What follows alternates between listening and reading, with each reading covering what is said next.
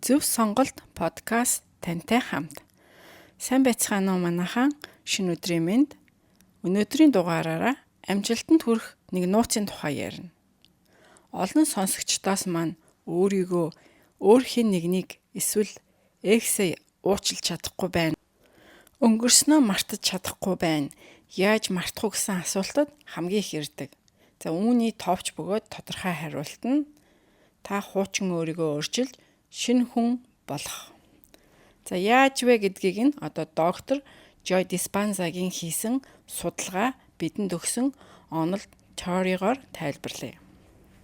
Бидний ихэнх маань одоо өөрсдийгөө муугар боддог. Өөрсдийгөө хохирогчийн сэтгэлгээгээр хардаг. Би хитрхи их завгүй их ажиллаж байна. Би дарагдаж бусдад сонсогдохгүй байна. Энэ нь бол миний ажлаас, энэ даргаас болж байгаа. Эсвэл энэ миний хажуудах ханаас болоод байгаа юм гэх мэтэр боддог. Энэ бол өдөр тутмын бидний бодит байдал. Тэгвэл бид энэ хэв маягийг яаж эвдэж хялбар байдлаар үнэхээр зөв үр дүнд хүрэх вэ? Та энэ асуултанд хариулж чадах уу?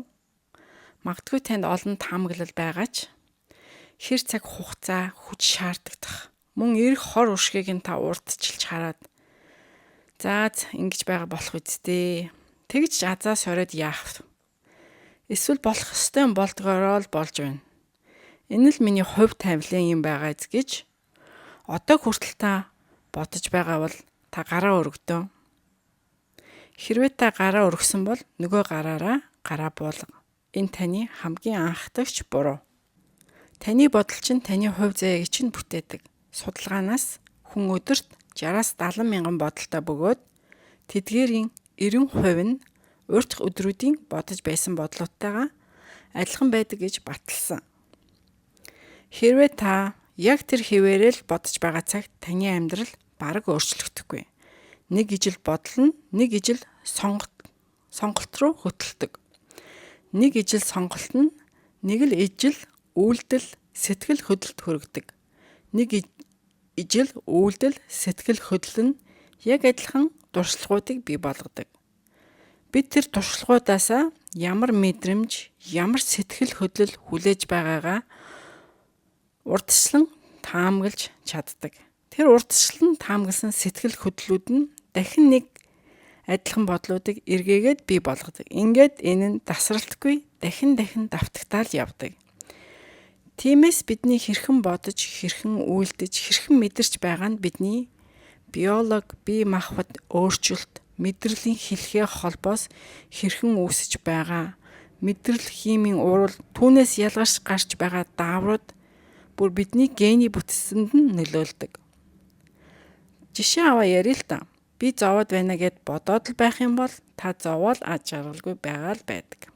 Бидний бодол, бидний үйлдэл, бидний мэдрэмж гурвын нийлбэрийг хувь хүний зан чанар гэдэг. Хувь хүний зан чанар маань бидний амьдралын бодол байдлыг бүтээдэг. Хэрвээ та үүнийг одоо ойлгож хүлээн зөвшөөрөх юм бол та өөрийгөө өөрчлөх анхны алхмаа хийлээ л гэсэн үг. Хэрв та үүнийг аль хэдийн зөвшөөрсөн бол танд анхны алхмаа хийсэнд баяр хүргэе. Та өөрөө өөрийнхөө амьдралынхаа бүтээгч нь. Бурхан биш. Хэрв та шинэ амьдрал, шинэ бодит байдал бүтээхийг хүсэж байгаа бол юу хийх хэрэгтэй вэ? Та өөрийнхөө хувь хүний зан чанарыг өөрчлөх ёстой.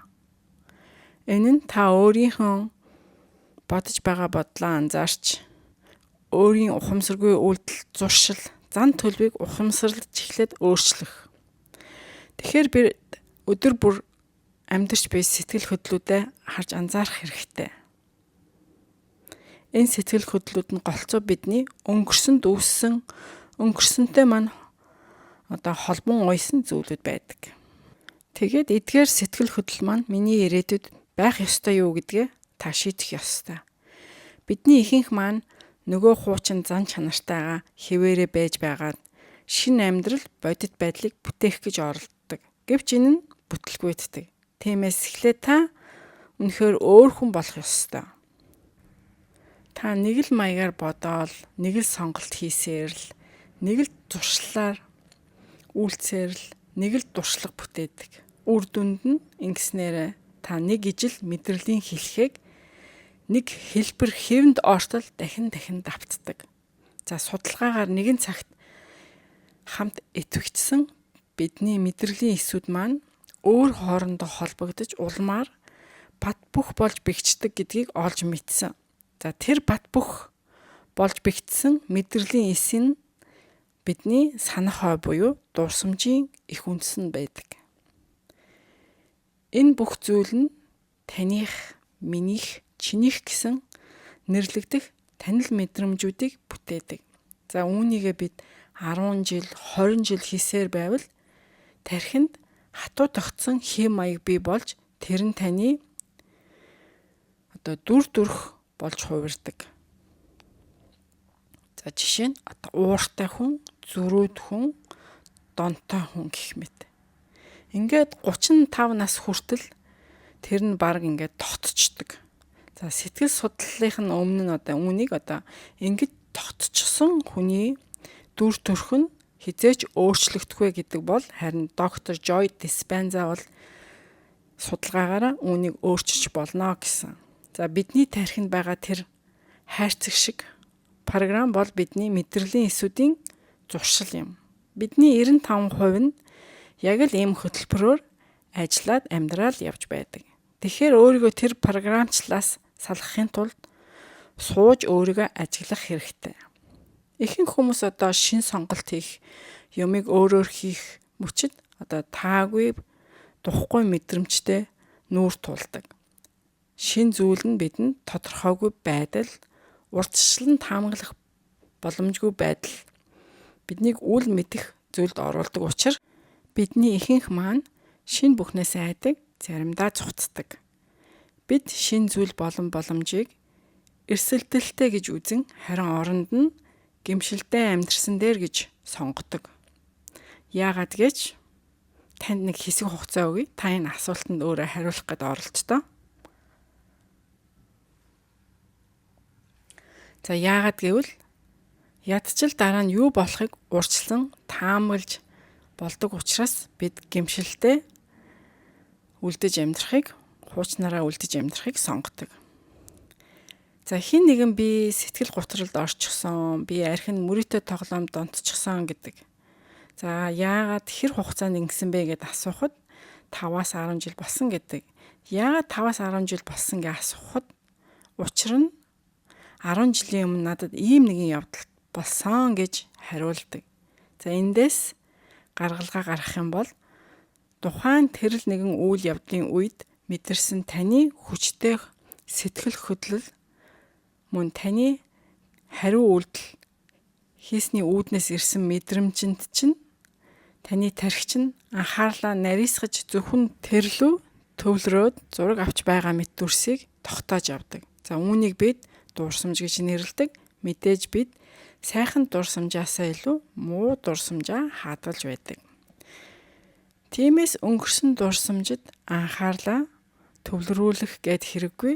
Зүгээр харин тэр үед үүссэн сэтгэл хөдлөлийг даван туулах дээр илүү ажиллах хэрэгтэй. Учир нь таныг өнгөрсөнтэй чинь ууж байдаг зүйл бол дурсамж биш, харин тэр нэг үйл явдлын үед бий болсон сэтгэл хөдлөл. Хүн үйл мэдэх шин зүйл рүү хоосон орон зай урьдчилан таамаглаж чадахгүй зүйлтэй ойртох тусам бие нь зуршилтаа автж байдаг. Жишээ нь шинэ ажлын ярилцлаганд орохын өмнө би ер нь энэ ажилд орж чадахгүй бах уу? Өмнөх ярилцлаганд ороод яалаа. Асуултанд нь хариулж чадахгүй. Улаагаад ичж өг шахаад гарсан.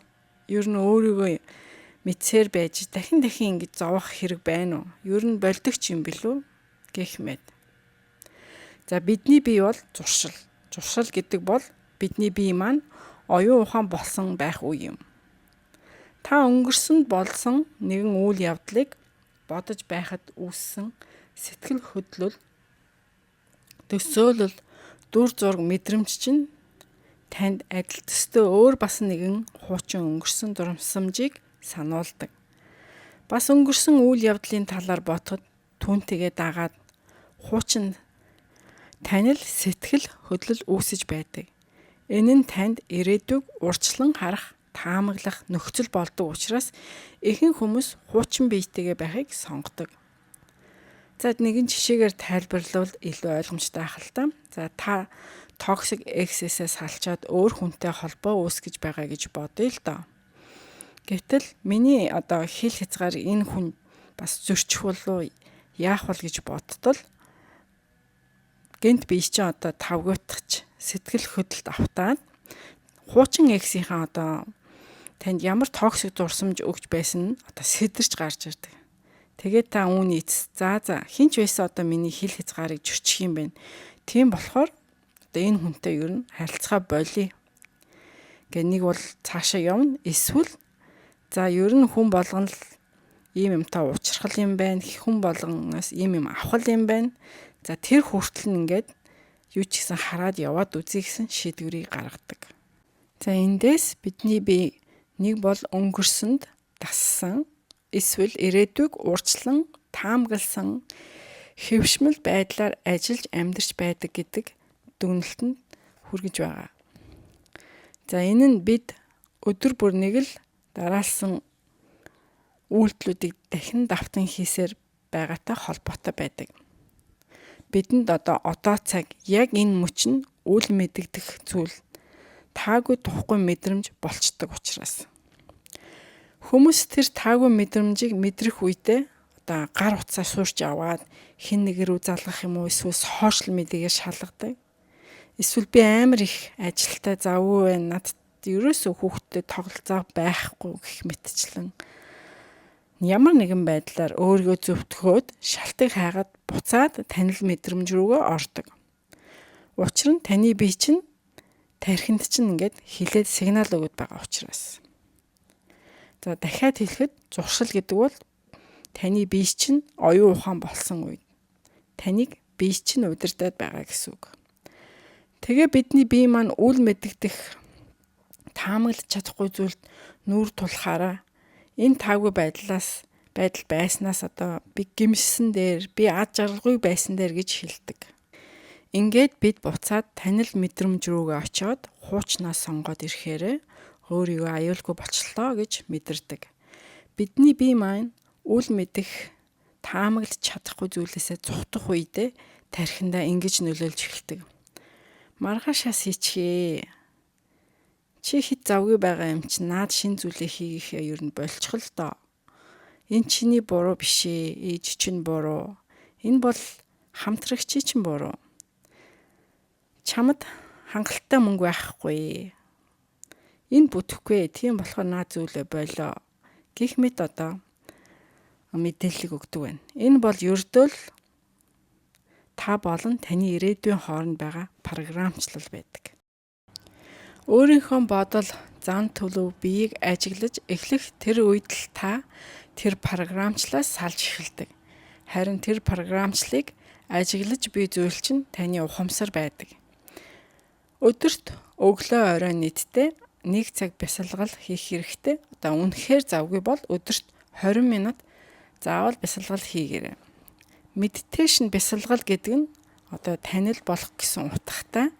Та өөрийнхөө бодлуудаа таньж мэдэх тусам юу ярьж байгаагаа ухамсарлана, үйлдэлээ анзаарна, өөрийнхөө мэдрэмжээ ажиглана. Та нөгөө хуучин ухамсаргүй програмчлаа ухамсарлах тусам өдөр тутмын амьдралдаа баг багаар ухамсаргүйгээр үйлдэл хийхэ болдог. Мэдээлэл гэдэг зүйл бол та өөрийгөө хэн болохыг таньж шинэ бие болгох, үүсгэх үүсвэр юм. Та өглөө сайхан бясалгал хийгээд дараа нь одоо замын төгжрээнд ороод бухимдвал та буцаад л хуучин өөрийгөө гаргаад ирлээ л гэсэн үг. Тэгэхээр шинэ сэтгэлгээ, шинэ биеийн байдлаа өдрийн турш хадгалахыг хичээх хэрэгтэй байдаг. За амьдралд чинь шинэ онцгой зүйл, олиггүй зүйл, ямар ч зүйл тохиолдож болно. Үүнд одоо бэлэн байх хэрэгтэй.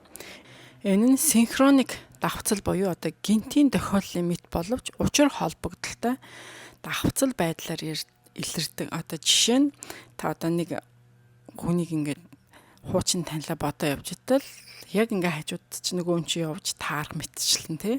Энийг одоо синхроник давхцал гэж байгаа шүү дээ. За энэ бол одоо та зөв зам дээрээ явж байгаа гэсэн оршихугаас өгсөн тохио байдаг. За та үргэлжлүүлээд гарсан саадыг шинэ биеэрээ даваад яваад л байх хэрэгтэй. Дараагийнх нь бас гарч ирсээр л байна. Энэ бол амьдрал. За хүмүүс амьдралдаа ижил төстэй нөхцөл байдалд яг ижлэхэн хариу үйлдэл үзүүлж эхлэх үедээ л буцаад хуучин өөрийгөө бүтээгээд гаргаад ирдэг гэсэн үг. Тиймээс та одоо амьдралдаа ухамсартайгаар хандах хэрэгтэй. За хуучин өөрөөс чинь шин рүү шилжих үед таны одоо мэдрэлийн, биологийн, химийн, дааврын, генетикийн одоо төвшин хуучин өөрөө чинь үхэж байдаг. Хүмүүс эхний өдөр, за 2 дахь өдрөөсөө л өөрийн одоо хуучин байдлаасаа давж эхлэх үед л тэдний амьдралд гайхамшиг гарч эхэлдэг. Тэд дараа нь юу болохыг ч урьдчилан хэлж чаддаггүй. Гэхдээ амьдралд чинь ихэвчлэн маш их сэтгэл хөдлөм зүйлүүд тохиолддог. Хүн хуучин хിവэрэ байхын өвдөлтийг даахгүй болсон цагт л өөрчлөлт хийж эхэлдэг. Бид яагаад энэ хуучин биедээ ингэж их уяатай үлдээд байдаг юм бэ? Яагаад бидэнд таалагдахгүй мөртлөө түүнийгээ ингээд зуураад байдаг юм бэ? Энэ нь одоо аюулгүй байдалтай холбоотой юм уу? Эсвэл бидний танил мэдрэмжтэй холбоотой юм уу? Тэгвэл энэ нь одоо нэгт нь бид материалын амьдралд хэтэрхий дасаж ховстуулд тэр чигтээ програмчлагдсантай холбоотой. За хоёрт бид бодит байдлыг зөвхөн өөрсдийнхөө 5 метрхүүгээрээ л мэдэрч тодорхойлдог гэдэгт итгэж байгаа маань хамгийн том төөрөгдөл байдаг. За та огт харахгүйгээр мэдрэхгүйгээр тархиндаа олон дахин төсөөсний үр дүнд бодит мэд болсон ирээдүйг бүтээж түүндээ итгэж чадах уу? За сүүлийн үеийн судалгаагаар хүний тархины уян хатан чанар нь үнийг бүрэн төсөөлөх боломжтой гэж үзсэн. За өдөр бүр ирээдүгээ гэрэлтэйгээр төсөөлж хараад ирээдүйд мэдрэх сайхан эрен мэдрэмжийг сэтгэлдээ тэгтлээ хүчтэйгээр мэдэрч чадах юм бол тархинд шинэ хэлхээ холбоо үүсдэг. Тархи чинь энэ зүйл бодитоор болсон уу эсвэл төсөөснө гэдгийг чинь ялгаж чаддгүй. Бас бие махбод ирээдүйн одоо сэтгэл хангалуун амар тайван мэдрэмжид дасгал биш чинь яг аль хэдийн энэ бүх зүйл болсон мэтээр хүлээн авч эхэлдэг. За энэ үед та өөрөө шинэ генийг итгүүлжүүлж шинэ арга замаар биеийг өөрчилж өөрчлөлтөд ордог. Энэ нь эпигенетикийн сүүлийн үеийн одоо судалгаагарч боломжтой гэдэг нь батлагдсан. За энэ үед гайхалтай зүйл тохиолддог. Та хайгаад байгаа зүйлийн төлөө гадаж гарах шаардлагагүй, харин тэр өөрөө тандаар өөрсдөө ирж эхэлдэг. Та хувь зайныхаа татах хүч соронзон болдог. За хүмүүс заримдаа баян болох бясалгал хийсний дараа хичнээн баян боллоо гэж төсөөсөн ч гэсэн яагаад би баячихгүй байна гэж асуудаг. Хэрвээ та ингэж асууж байгаа бол та сайн хийгээгүй байна. Мөн одоо буцаад хуучин өөр дээр очицсан байна л гэсэн. Энэ ирээдүйд сайхан болчихсон байна гэдэг одоо төсөөлдөө та тогтвортой 100% итгэлтэй эрс хүчтэй байх хэрэгтэй. Тэгээд одоо төвчээр алдалгүйгээр, бухимдахгүйгээр яагаад энэ болохгүй байна гэд задлан шинжилж бодохгүйгээр эсвэл хизээч болохгүй гэж бодохгүйгээр харуул өөрчлөлт гарч ирнэ. Хэрвээ та одоо энэ худлаа юм байна хизээч бүтэхгүй юм байна гэж бодож байгаа бол одоо та бодит байдлыг өөрийн хуучин мэдрэмжээр тодорхойлдог хуучин бие ургандаа унчихсан байна л гэсэн үг. За жишээгээр тайлбарлах юм бол та хуучин X чинь тантай ирээдүйд их сайхнаар харилцаж хүүхдтэй хэрэг гарвал үнэн сэтгэлээсээ туслахад бэлэн байна. За үүнд нь та болон таны хүүхэд маш их сэтгэл хангалуун, нүүр дүүрэн инээмсэглэлтэй байна гэдгийг төсөөлөд үүнийг одоо бие мах бод сэтгэлдээ яг болж байгаа мэтэр мэдрэх хэрэгтэй. За энэ үед таны тархинд шинэ хөлсүүдийн холболт үүсдэг. За дахин давтан хийх юм бол тэр холбоос бүдүүрч танд одоо хуучин муухай нөгөө бодол болох. За энэ ч дээ хүүхдтэй гутлын мөнгө өгөх биштэй гэдэг тэр хуучин дуурсамж чинь ор мөргүй алга болно. За учир нь одоо 5 мэдрэхүүгээр бодит байдлаа мэдэрч юмсыг тодорхойлдог зуршил одоо дахин орвол одоо зуршилтаа та дахин орвол та хүссэн зүйлээ авч чадахгүй түүнээс тэр зүйлээс улам холдон тасарч явна л гэсэн үг. Ирээдүгөө бодох үедээ та би яг энэ мөчөд байна. Надад ийм мэдрэмж би дээр сэтгэл дээр минь мэдрэгдэж байна гэдгийг мэдэрч чадвал та хүснээ л авч чадна. Энэ бол тэр чигтээ дадлага дахин хийсэн туршлага дээр сурдаг зүйл. За машин барьж сурахтаа яг адилхан. Инхэндээ бид одоо ухамсартайгаар онлоо сурах ёстой. Дараа нь жолооны дадлагыг дахин хийж улам сайжирдаг. За машин барихтаа улам сэтгэл хангалуун, тайван, эрх чөлөөтэйгээр барьж сурдаг. Яг үнтэй адилхан. За шинийг бүтээх, шинийг сурах, шин зүйлд ингэж одоо баяр хөөртэй, чөлөөтэй процесс болгох маягаар одоо сурах хэрэгтэй. За амьдралдаа хит их яардгүй, өрсөлддгүй, санаа зовддгүй хүмүүс өнгөрсөн дурсамжтай амьдардгүй. Тийм болохоор тэдний хувьд үл мэдэх, тааварлагдахгүй, урдчилж харагдахгүй зүйл нь айдас биш байдаг. Гэвч ихэнх хүмүүсийн хувьд энэ нь аим шиг байдаг. Яагаад гэхээр өөрийн 5 мэдрэхүй тусламжтайгаар ирээдүг урдчлан ямар нэгэн нотлохоо баримттайгаар харчихсан. Тэгээд түүндээ бат итгэдэг учраас. Тийм болохоор бид энэ ирээдүйд юу болох нь үл мэдгэдэхэд үлдэх ёстой. Энэ 5 тухгүй байлдалтай үлдэх ёстой. Та өөрийгөө би айдастай автчихлаа, би бухимдаж эхлэе гэдгийг анзаарч чадах юм бол таны ухамсарч нь миний бие маань өнгөрсрүүгээ буцаад байгаагаа олж хардаг. Яагаад тэгэхээр таны сэтгэл хөдлөл чинь өнгөрсөн амьдрал, дуршлаг, дурсамжийн чинь хуулбар бичлэг байдаг. Энэ мөчөд өөрийгөө ажиглаж чадвал, барьж авч чадвал ялал гэсэн үг. Ялалтууд давтагдах тусам та хуучин өөрийгөө давж гардаг. Энэ бол чи хэн болж хуурч байгаа вэ гэдгийг эхлэл байдаг. За хуучин өөрийгөө даван туулах нь биднийг шинэ хүн болгодог.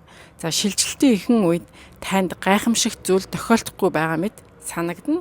Гэхдээ та дэвчиж итгэлээ алдахгүй үлдэх хэрэгтэй. За ихэнх хүмүүс яг энэ мөчөд бууж өгдөг. Харин давж гарсан хүмүүсийн амьдралд ич хэдийн гайхамшиг мэт зүйл тохиолдож эхэлдэг.